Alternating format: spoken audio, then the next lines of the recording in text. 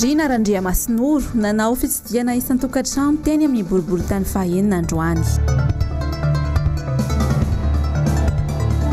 Fidiran'ny mpianatra niteraka savorivory ny filazana fa tsy mandovola ny ray aman-dreny.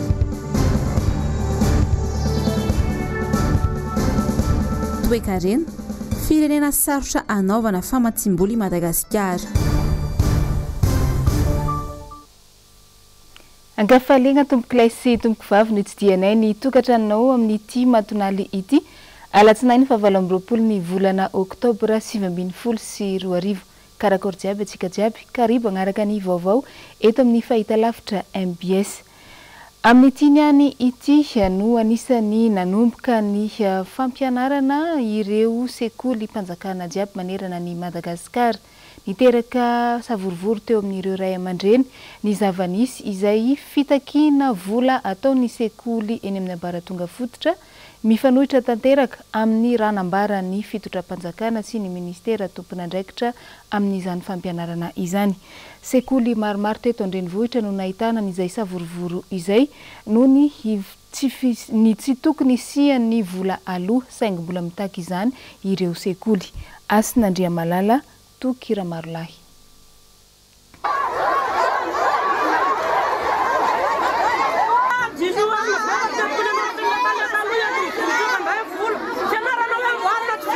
Toy izany ny orakoraka sy tabataban'ireo ray aman-dren'ny mpianatra etsy amin'ny EPP Anosy-Patrana androany vao maraina. Antony ity savorivory androany ity ny fangalan'ny taletsekoly vola amin'ireo ray aman-dren'ny mpianatra. Sekoly mpanjakana ambaratonga fototra maro no ahitana ity fangalam-bola amin'ny ray aman-dren'ny mpianatra ity fa tsy neto Anosy-Patrana ihany. Tsy mitokona tompoko izahay fa mangataka izahay hoe avereno ny ambombolanay 2 sy 4 alina anasorana 5 sy 1 alina satria izahay efa ny konty mbola misy 7 volanay ihany. Mangataka koa izahay ho an'ireo mpampianatra firamindreo alora mba hikarama roetsy mpiasa trano zany mikaramara ety zany amin'izao nefa ireo mandeha bus ireo tsy maintsy misakafo. Ny savorivory ihany koa androany ny tetsy amin'ny EPP Akadinandrina izay mananolana toy ny etsy amin'ny EPP Anosy-Patrana. Ny olana mitsanga tompoko eto amin'ny EPP Akadinandrina Haute-Ville zany ny misy école zay EPP zay. Ka ny antony vorian'ny ray aman-dren'ny mpianatra ohatr'izao zany hoe androany zany ny ankizy nianatra. Ka ny ministra zany efa nisy fotoana zany ministra ny teny hoe tsy mandovola zany ny ray aman-dren'ny mpianatra zany. Droit amin'ny mpianatra zany tsy mandovola zany efa niresahana amin'ny ministra hoe tsy mandovola ny ray aman-dren'ny mpianatra. Dia zay zany no anatin'ny sain'ny ray aman-dren'ny mpianatra amin'le hoe tsy nandovola ny ray aman-dren'ny mpianatra dia hoe aka ny vola zany ny antony ny eritreretin'ny ray aman-dren'ny mpianatra ho alaina aty zany hoe androany alatsinainy zany hoe sady arorotina amin'le hoe fidiran'ny mpianatra koa zany nakan'le ray aman-dren'ny mpianatra vola e.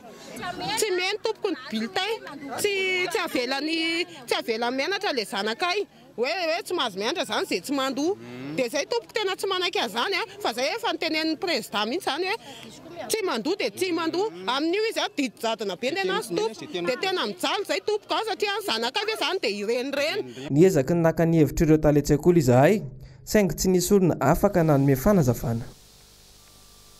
Eo amin'izay tontolo ny fampianarana izay hatrany natafa hoe niany ro nanomboka ny fidirana ho an'ireo sekoly mpanjakana dia mbola misedra olana ireo ray aman-dren'ny mpianatra indrindra ireo any amin'ny commune ambanivohitra manodidina eto an-drenivohitra na ny amin'ny fanomanana ny fitaovam-pianarana izany na ny amin'ny vola izay aloha amin'izany fianarana izany. Fikambanana raiky izay niara-niasa amin'ny distim ao amin'ny distrikany Manjakandriana no namaly ny etaetan'ireo ray aman-dreny sahirana tao amin'ny commune raiky ao anatin'izany distrika izany. Hoaratsika ny fanadedena eo amin'ny rindratsary ny Manora Andriamalala. Efa mihoatra ny 100 taona no nijoroan'ny ankamaroan'ireo sekoly mpanjakana ao amin'ny commune ambanivohitra Vaovao Sud. Tsy zarizary ny fotodrafitrasa any an-toerana. Entsekilany ny ray aman-dreny sahirana amin'ny fiatrehana ny fidiran'ny mpianatra. Sahirana tokoa izay eto amin'ny resaka fampianarana. Ny EPP simba fotodrafitrasa zany tena manahirana be satria ny EPP zao eto fa misy 50 taona zao iry andrefa ny Alatsinainy izay ny forenany. Nefa izao fa 4 taona 100 taona teo arina mbola tsisy fivoarana mpampianatra kiray miendrekitra mpianatra 3 4. Tena nanampy betsaka saora fanampiana ho anay mihitsy na idiran'ny mpianatra ary sahira zay fitaovan'ny mpianatra tena sahira zay Ambovoasida dia faly sady mangasitraka ny asosasao izay nanampy anay fa tena radineny teny EPP-na Vaovao dia tena sahirana ny ray aman-dreny satria misy ny ankizy eny amin'ny lycée dia misy ny eny amin'ny CG dia misy koa eny amin'ny EPP. Sahirana mihitsy zao zay apiditra mpianatra zao zay amin'ny Alatsinainy le volam-pidirana mpianatra zao tena tsisy mahitsy ny mpampianatra tsy ampy. Nitondra ny anjara birikiny ho fanampiana ireo ankizy hiatrika fanadina-panjakana amin'ity taom-pianarana vaovao ity ny fikambanana iray izay miara-miasa amin'ny distim any an-toerana misehatra eo amin'ny fampivoarana ny vehivavy sy ny ankizy. Nosafidiana manokana ny EPP teto Ambohibo Atsimo no ny antony hoe isan'ny commune hitanay fa latsaka anaty fahasahiranana ny ray aman-dren'ny mpianatra ary somary milatsaka ny taham-pandefasana ny ankizy mianatra dia ny antom-pisinay no araka nambara teo dia hanampy ireo ankizy hanosika azy ireo amin'ny fampianarana izay ihany koa dia manampy ny vehivavy manome fampiofanana ny vehivavy mba ho mpandray anjara feno ao anatin'ny fampandrosoana ny firenena. EPP 3 tamina fokontany 3 samihafa ao amin'ny commune Vaovao Sud no nahazo tombontsoa tamin'ity fizarana fitaovam-pianarana ity ny folakandro ny sabotsy 20 Oktobra 2022 teo. Izay ny momba ny fampianarana fa vaovaon'ny toe-karena kosa ny aiky ny fitondram-panjakana fa nisy ny fikorotanana teo amin'ny famatsiana solika teto Madagasikara tamin'iny herinandro loso teo iny. Takanefa mahazatra moa dia nailika amin'olo hafa izany tsy fetezana nisy teo amin'ny famatsiana solika ho an'ny vahoaka izany. Orinasa sasantsasany araka izany no nomena sazy ny logistique pétrolière SA na ny LPSA dia namiagna sazy 20 tapitrisa ariary ary 80 tapitrisa ariary avokosa ho an'ny station Total sy ny station Shell. Tsy fahavitana ny andraikitra no iampangana an'ireo voalaza ireo. Tahak'izao ny fanampifanazavana araka ny nandesin'ny avy eo anivon'ny ministera ny angovo. Dia nisy fanadihana amin'ny atsipriany ny zavantranga nandritra n'iny herinandro iny ka nisy zany lesoka manokana teo amin'ny fitahirizana sy ny fitaterana ny solika any LPSA dia nandray fepetra zahay nametraka sazy ho an'ny LPSA noho izany lesoka izany. Nisy ihany koa lesoka an'ireo distributeur anankiroa Total sy Shell lesoka tamin'ny famatsiana solika ny station service n'izy ireo ka noho izany dia nandray sazy ihany koa izahay ho an'ireo distributeur anankiroa ireo. Nahazo sazy 120 millions d'ariary, Total Shell nahazo sazy tsirairay avy 60 millions d'ariary. Efa tsy ho elatsony fa mihamanakaiky andro manalina ny hiatrehana n'izany fifidianana communal manerana ny Madagasikara izany. Ny toy ny fitetezana fokontany izay nataon'ny kandida Rina Randriamasinoro kandida natolotry ny antoko tiako Madagasikara ho ben'ny tanàna ny Antananarivo renivohitra. Tamin'ny omaly dia nitafa ny vantana tamin'ireo tanora izay mpiangaly ny fanatanjahantena baolina kitra ny tenany ary nambarany fa omena lanja manokana izany tontolo ny tanora sy ny fanatanjahantena izany. Teny namontana moa no sehoany izay tranga izay omaly antoandro. Ratsika ny andindiny izay eo amin'ny sariny Manora Andriamalala. Sendra nandalo teny namontana ny kandida Rina Randriamasinoro ny alahady 17 Oktobra folakandro teo nandritra ny fotoana izay nanatanterahana ny lalao famaranana ny tournoi mafy. Vonina ny hanondrotra ny tontolo ny fanatanjahantena ny kandida Rina Randriamasinoro ary nampanantena fa hikarakara tournoi goavana izay adina omby matavy. Tournoi moa dia afafanao anay isan-taona eto amin'ny Madera namotana izay mitondra ny tournoi d'hiver plus CSP2. Efa ela no nanomboka ny tournoi fa androany ny lalao famaranana rehetra. Nandalo teto ny kandida Rina narana faharoa atolotry ny antoko tiako Madagasikara name voninahitra anay. Name voninahitra ny vahoaka eto Madera namotana sy ny vahoaka ny botany faefatra. Tonga izy tsy hoe tonga tanam-polo fa nitondra izy jus rafraîchissement ho an'ireo joueur nanao baolina dia nanolotra baolina ihany koa izy ho an'ny mpandray anjara rehetra baolina tsara tarehy koa dia nambara teo moa fa nafinaritra azy ny fanatanjahantena ny lalao toy izao zay nafaly azy tokoa tena napakevitra izy fa aminao tournoi ngeda be tournoi mafy be zay ombony fanompopy izy tenany no hanolotra azy tena ilaina zany satria ny tanora teto ambany tanàna ne mila mpanoany rina tanora raha teo ary tanora tena vitanefa mahavita azy. Kandida tanora avy amin'ny fiarahamonina Irina Randriamasinoro mahafantatra tsara ny jaly iainan'ny vahoaka n'Antananarivo izy ary vonina hiasa ho an'ny fampandrosoana ny sokajin'olona rehetra eto Antananarivo renivohitra. Nankia marandray dia tany amin'ny boriboritany fahaenina iny no nanohizan'ny kandida Irina Randriamasinoro ny fitetezana fokotany izay ataony amin'izao mialohan'ny hanatanterahana ny fampelezan-kevitra izao. Liana tokoa ireo mponina teny antoerana ny tafany vantana tamin'ny kandida Irina Randriamasinoro. Germain no menjanahary sy tahiriniana ranariny Irina no mitatitra ny vaovao. Kandida tanora vonina ny hitondra an'Antananarivo Irina Randriamasinoro. Porofon'izany ny fidinana ifotony atrenan'ny elakelan-trano manady ady ny olana fototry ny vahoaka isaky ny boriboritany sy ny fampafantarana ny makandida azy. Liana tanteraka ireo mponina teny Ambomanarina niona sy nitafa tamin'ny kandida izay atolotry ny tima ho ben'ny tanàna eto Antananarivo renivohitra.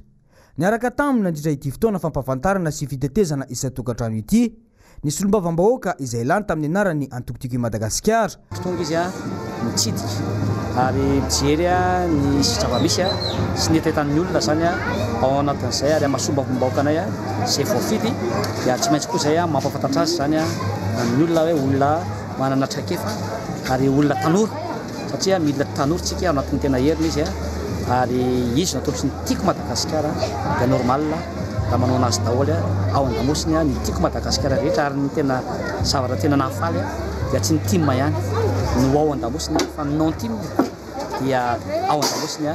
Ny fifankafantarana no mitarika ny fifampitokisana ary mitondra ho amin'ny fahombiazana. Kandida mahalala, mahay ary mahavita ny kandida Irina Randriamasinoro izay mitondra ny larana faharoa ao anatin'ny bileta tokana raha toka larana fahaefatra ireo mpanolontsaina miaraka aminy. Niara-nentana taminy ireo mpikatroka tima teny anivon'ny boriboritany fahaenina nandritra ity fotoana ity. Tsy adidy fotsiny ihany fa fafinaretana ho azy ihany koa ny miona amin'ireo vahoaka eny ifotony.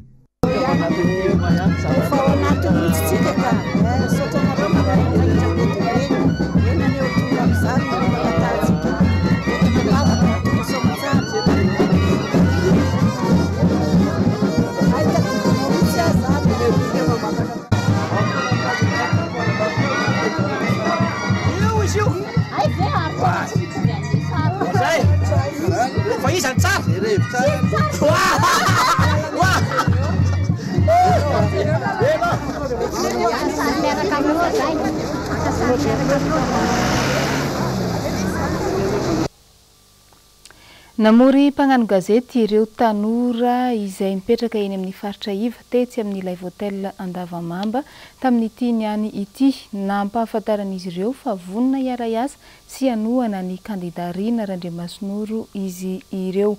Nisy moa ny fifampidiniana sy ny fifampiresahana ny fanaovana ireto tanora ireto sy ny kandida avy amin'ny antokotiko Madagasikara.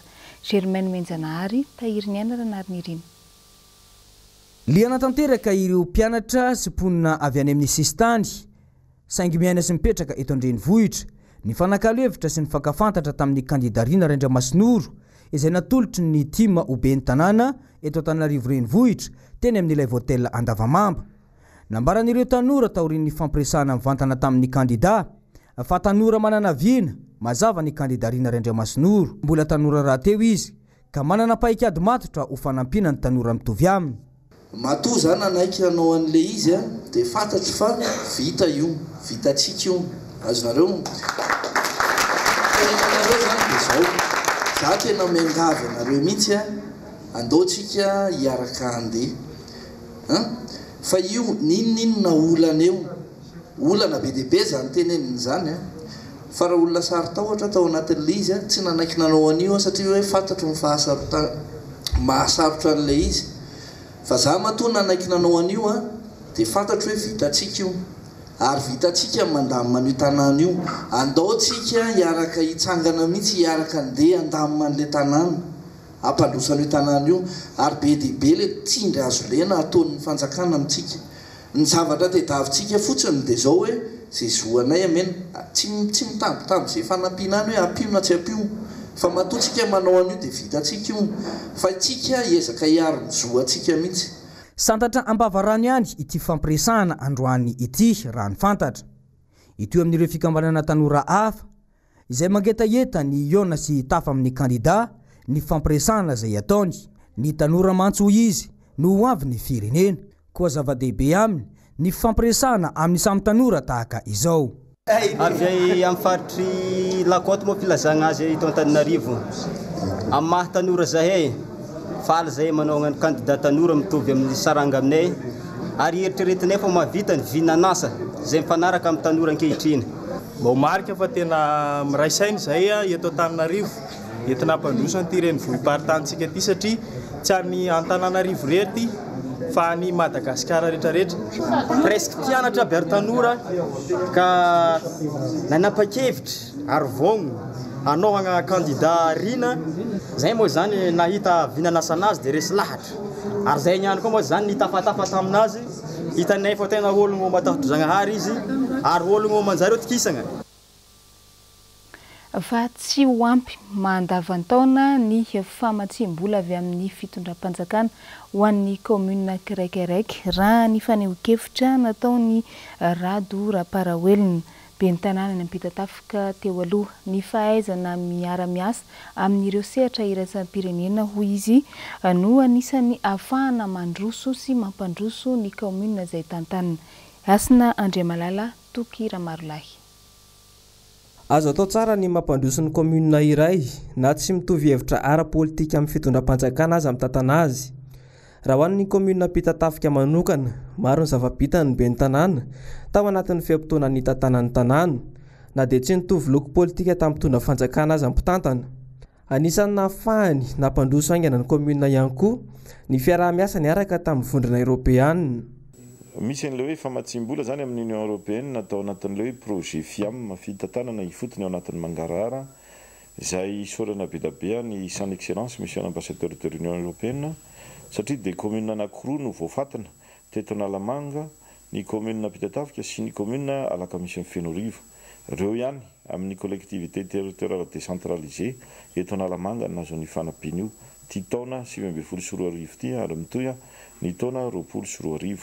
Ny tetikasa atao amin'izany dia ao ny lalana fanaovana lalana feno zao ohatrany hoe Akady tany Masonoro Ambodijoro voakeny Ambomangidy 1400 mètres linéaires pavé feno dia ao koa ny fanamboarana ny tsenan'ny commune Ampitatafika amin'ny heritaona misy bassin lavoara anaky 10 ipetraka eo misy box koa tsena zany dia famatsim-bola ary etsakiran'izay koa mandeha koa ny tetikasa lalakely phase 3 vatsiny AFD vola izy io ny Union Européenne ihany moa no tena ray aman-dreny be ny mpamatsy vola amin'izy io telo taona lasa zay ny namina vinanana izy io satria OPCI koa no angadina ananana sy vina hitanan'io lalakely phase 3 io telo taona lasa zay ny vorina ary zao daty zao tsy tonga ho azy zao fa efa nieritreretina tamin'izany fotoana izany. Vonina ny mbola anoy ny asa-pampandrosoana mivantana amponina moa ity kandidana tokotim etsy Ampitatafika ity raha toka mbola tafaverina amin'ny toerana mahabe ny tanàna azy. Manana ny vinany ho an'ny fampandrosoana ny commune izay niaviany ihany koa ny candidat Andriamatoa Willy Ramanandraibe candidat natolotry ny antoko tiako Madagasikara ao amin'ny commune ambanivohitra Masindray. Raha ny nambarany dia noho ny olana marobe izay nosedranyity commune ity nandritra ny taona maro no anisany nanosika azy hitondra ny anjara birikiny ho amin'ny fampandrosoana izany commune izany. Vaovao tantery ny Nory Fitiavana sy Mathieu Prancy. Izy no Andriamatoa Willy Ramanandraibe, candidat ben'ny tanàna Tim avy ao amin'ny commune ambanivohitra Masindray, larana faharoa anaty Belitady tokana. Candidat vonana ny hijery izay mahasoa ny commune misy azy ny candidat ary efa manana traikefa ihany koa amin'ny lafiny fitantanana. Izay no natonga anay ny ratsako ben'ny tanàna satria hita mifararin'le commune rurale indrindra satria raha jerentsika zao commune rurale Masindray atsasakadiny miarana Antananarivo nefa dia tonga dia hoe ambanivohitra be mijery azy ka noho izay zavatra hoe fararian'ny maso aloha ny voalohany indrindra satria tonga dia misy décalage be le hoe Antananarivo sy le commune rurale kanefany zavatra mifanakaiky kely tsy misy 20 kilometatra akory. Ny jerena akaiky ny resaka fampivoarana ny tantsaha ny fandriam-pahalemana ny lalana ny zazamam-behivavy ny fanabeazana no anisan'ny laharam-pahamena ho an'ity kandida ity. Ny tena marary ny ambanivohitra dia tsotra amin'ny mampandrarà satria mpandrarà ny etsoko ny tantsaha, mpandrarà amin'ny fambolena, mpandrarà amin'ny fiompiana ary mpandrarà amin'ny asa tanana. Reo zavatra ireo nefany dia 80 taona tsika izao no nandray fahaleovantena fa mbola ohatran'izay ihany ny fomba fiasan'ny zareo satria nandray hektara arany tsy tonga 10 taona akory. Dia hitanao amin'izany fa efa amapolo taona ny amananjato taona ny gasy ny namboly vary nefa mbola tsy tonga amin'izay ilay hoe fenitry ny hektara amin'ny vary izay hoe ho folo na 10 taona farafakeliny. Dia izay no natonga anay hoe tokony ho ampiana de commune rurale. Commune mamokatra amin'ny lafiny fambolena sy ny fiompiana ny commune Masindray toy ny fambolem-bary, ny legioma ary ny fiompiana omby. Mivelatra amina fokotany 240. Impodiangatsika ny lafiny toe-karena anisan'ny firenena sarotra anaovana famatsiam-bola i Madagasikara ny olany rano sy ny jiro ary ny solika no mampiembotra an'ireo mpamatsy vola vahiny raha ny tatitra izay navoaka ny banky iraisam-pirenena sy ny vinany ho an'ny taona 2020. Tahaka izao ny tanterany Jessica Miray ny andindiny. Faraka 20 amin'ny firenena 90 ny laharana misy an'i Madagasikara amin'ny fahafahana mamatsy vola ho an'ny taona 2020. Nahitana fiainana ihany koa araka izany io isy io ho an'izay taona 2020 izay. Hoy ny filaharana navoaka ny Doing Business 7.4 ny tatitra ho an'ny taona 2020 raha nidina 7.7 ny taona 2020. Raha ny isa tokony ho ananana eo amin'ny fahamoran'ny famatsiam-bola nefa dia tokony ho 5.4 eo amin'ny maridrefy aotra hatramin'ny 100. Fanamarena napetraka ireo mpamatsy vola avy any ivelany hoe atao ahoana ny fomba fiasa amina firenena ahitana olana eo amin'ny fahazon-drano, herinaratra ary famatsiana ny solika. Firenena aty atsimon'ny Afrika no misy an'i Madagasikara na ilay antsoina hoe subsaharienne. Verezy ny firenena maro aty atsimon'ny Afrika isika eo amin'izay fahafahany vahiny mamatsy vola izay. Raha ny toeran'i Nigeria izao dia anisan'ny mifaninana amin'ny firenena maneran-tany mihitsy izy eo amin'izay famatsiam-bola izay, mifanila amin'ny Togo. Ny fanatsarana ity famatsiam-bola ity dia sady manatsara ny lafiny ara-toe-karena no manatsara ny famatsiam-bola eo amin'ny sehatra tsy miankina. Miainga avy amin'ny fanjakana ny fanatsarana ity lafiny famatsiam-bola avy any ivelany ity, izay mbola lavitra ezaka ny toerana misy antsika hoy hatrany Banque Mondiale. Tsy ny ponirerena ndraiky izany no mijaly amin'ny resaka rano sy jiro ary ny solika fa ny toe-karen'i Madagasikara mihitsy. Hatreto anefa tsy mbola laharam-pahamehana ho an'ny fitondram-panjakana eto amintsika izany, mihoatra ny fitadiavana toerana anorenana ny tanamasoandro sy ny famatsiam-bola entina natanterahina izany. Ny aona sy ny vory niaraka tamin'ireo mpikambana eo anivon'ny anteny meram-pirenena ny solitena ny UNICEF eto Madagasikara tamin'ny kamisy loso teo iny, niaraka tamin'ireo mpisehatra ihany koa eo amin'ny lafiny toe-karena sy ny fiarahamonim-pirenena. Noresana manokana tamin'izany moa ny momba ny zon'ny ankizy sy ny fampandrosoana ary ny fandraisana tanana ny ankizy sy ny tanora eto Madagasikara. Teboka maromaro no azo ambara tao aorian'ny tatitra momba izay fivorena izay araka izao tanterana anazy izao. Araka ny tatitra nataon'ny solombavam-bahoaka vitsivitsy izay isan'ny atrika io fihaonana tamin'ny solitena ny UNICEF tetsy amin'ny anteny meram-pirenena io, tsy mbola matotra ny fandraisana antanana ny ankizy sy ny tanora eto amintsika.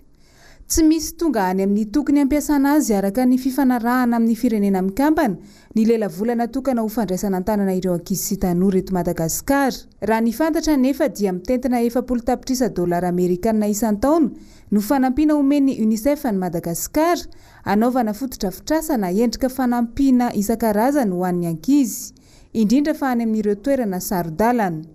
Araka ny tatitra hatrany, latsaky ny 200 ny zaza malagasy no mahazo fiantohana ara-pahasalamana manerana ny nosy. 3 isanjato ny zaza malagasy no voatery mitsokan-daharana an-tsekoly isan-taona. 2 isanjato ny ankizy latsaky ny 5 taona ihany any ambanivolo no mahay mamaky teny sy manoratra na mba mahazo kely ny teny frantsay. Mbola eto Madagasikara ihany koa no isan'ny ahitana taham-pahafatesan'ny zaza voateraka hatramin'ny 5 taona betsaka indrindra any amin'ny toerana ivelan'ny renivohitra. Ny fitondram-panjakana no mamaritra ny lahara-pahameana ampiasana ireo famatsiam-bola omen'ny UNICEF ireo, miankina amin'ny toerana sy ny zava-misy ao aminy. Ireo tompona ndraikitra mpitantana an-tetikasa matetika no manakepoka ny vola ary mampiasa izany ho amin'ny tombontsoany manokana fa tsy ho fampivoarana ny tontolon'ny ankizy sy ny tanora. Ankoatra ireo solombavambahoaka sy ny solontenan'ny UNICEF eto Madagasikara, dia niatrika ny fivoriana nandiniana ny momba ny ankizy sy ny tanora ihany koa ny solontenan'ny CREM, ny avy amin'ny CCOC, ny fiarahamonim-pirenena samihafa izay misehatra amin'ny fampandrosoana ny ankizy sy ny fanatsarana ny fiainam-bahoaka eto Madagasikara. Mbola mitohy ny fandaminana noho ny fanamboaran-dalana izay miseho eto Antananarivo renivohitra amin'izao fotoana izao. Misy ireo lalana izay tapaka noho izany tahaka izao ny andindiny tsara ho fantatra ho an'ireo mpampiasa lalana eto Antananarivo renivohitra. Ny fiadidinan'ny tanàna Antananarivo renivohitra dia mampandreny be sy ny maro, indrindra ireo mpampiasa lalana, fa mba hampizotra tsara ny asa fanamboaran-dalana izay ataon'ny orinasa Kolasy dia rindra toy izao manaraka izao ny fifamoivoizan'ny fiara rehetra tsy ankanavaka. Ny Alatsinainy 20 Oktobra 2024 ka hatramin'ny Alarobia 3 Oktobra 2024 voarara ho an'ny fifamoivoizan'ny fiara rehetra tsy ankanavaka ny ampahan'ny lalana eo anelanelan'ny Carrefour Ambodivona ka hatreo amin'ny FJKM Ambohimanandray. Ireo fiara rehetra te hiazo iny lalana iny dia mandray avy hatrany ny lalana any Atodiana sy Ambohimandroso. Ny alakamisy 3 Oktobra 2024 ka hatramin'ny Alatsinainy 20 Novambra 2024 indray voarara ny fifamoivoizan'ny fiara rehetra ny ampahan'ny lalana eo anelanelan'ny FJKM Ambohimanandray ka hatreo amin'ny Carrefour Ambodimita ny andro ny alakamisy 3 Oktobra 2024 ka hatramin'ny Alatsinainy 4 Novambra 2024. Voarara ho an'ny fifamoivoizan'ny fiara rehetra ihany koa ny ampahan'ny lalana eo anelanelan'ny Carrefour Ambodimita ka hatreo amin'ny Carrefour RN4 sy ny DIG RN58A ny andro ny talata 5 Novambra 2024 ka hatramin'ny Alatsinainy 1 Novambra 2024. Ireo fiara te hiazo iny lalana iny dia mandray ny DIG Andranomena ka hatreny Ambodimita. Andao dia rahantsika koa ino jijy andesin'ny hery andrembololona ao amintsika ato agnatin'ny vavalatsaka amin'ny ity ny any ity.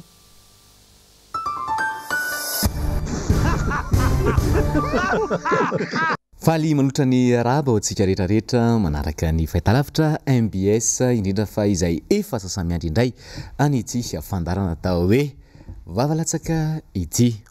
Tonga soa anatin'ny herinandro vaovao zava-baovao indray no resantsika izany hoe tsy tena na vaovao loatra e. Misy mantsony hoe nitota ihany avadibadika, tsy haiko aloha hoe nitota kely sa nitota be sa hoe nitota tenatenany fa dia ny zavatra nisongadina tamin'iny herinandro lasa iny no tsy hoe ho foazina akory na hoe anahoana fa zavatra mba entina hitsikitsikina kely ato anatin'ny fandarana. Zany akory tsy miteny hoe ho an'ny ianina na ho an'ny ianina ny fandarana fa ho an'ny sarambabem-bahoaka mba hijerena ny taratra eny amin'ny fiarahamonina eny fotsiny ihany.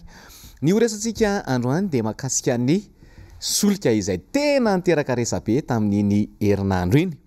Rehefa miteny hoe solika izay dia misy ny solika fitaiza, misy ny solitany, ohatrohatr'izay ilay izy. Dia no resantsika mahakasika an'ilay filarana teny andalana teny Toby Panjinjara solika.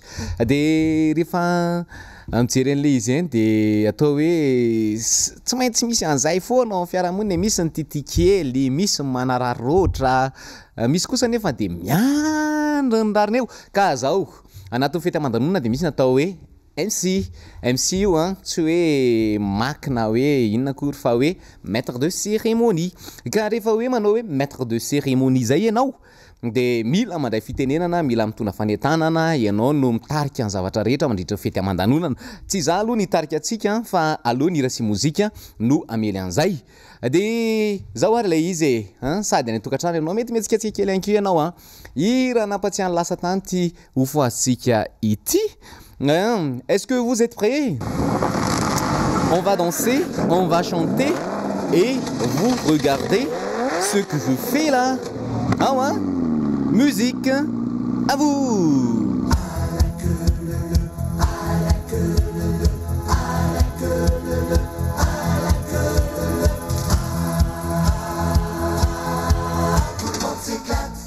Tsika moa zany dia zatra milahatra foana e, hatrany ampianarana io, hatraizatraiza io, reny zao bidon jaune efa andresantsika reny milahatra foana. Ny resaka ina ihany koa za tsy teny aloha fa fantatrao angambe dia milahatra foantsika. Noho izany dia efa zatra milahatra, tsy maninona tsony. Zay aloha ny androany. Merci à vous d'avoir regardé et aussi danser avec moi. Nafana izy teo raha soatsika rehetrarehetra raha pitsonday veloma tokoka.